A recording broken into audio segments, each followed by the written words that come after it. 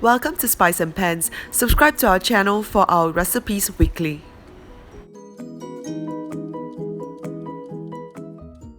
Today we'll be cooking braised abalone with spinach. I have with me over here one full abalone. This is the canned type.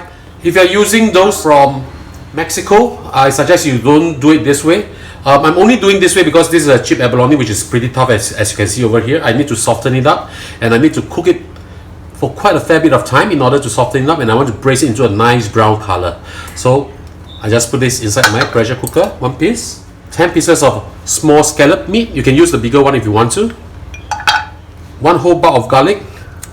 I break that apart like this with the skin on, it's okay. 1 liter of water.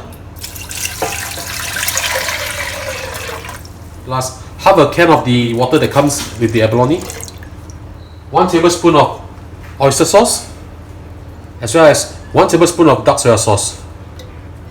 Put the lid on and I'm going to pressure cook this one for 1.5 hours. If you're using a normal pot, I think you got to do this for at least 3 hours in order to really soften it up so that it becomes very succulent and very tender. Okay, the abalone should be done by now.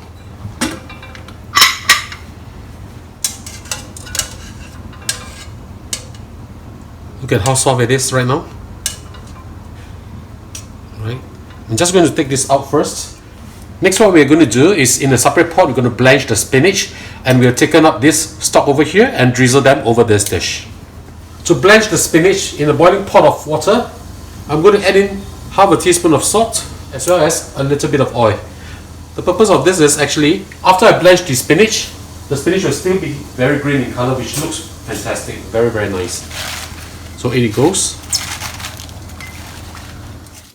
This is the Chinese spinach. In Chinese, it's known as po cai. Once it has softened, it's time to take them out and drain them. This is the stock from boiling the abalone. I've taken out the garlic and used half of the stock to make this sauce. So heat them up, prepare some cornstarch solution, and we'll thicken up this sauce.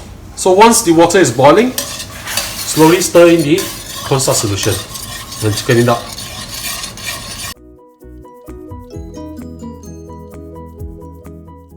A little bit more and we'll be done.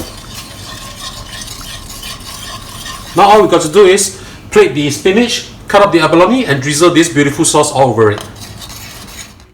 And ladies and gentlemen, this is how we do our braised abalone with spinach. I hope you like our video. Do click like on our video and do subscribe to our channel. Thank you for watching.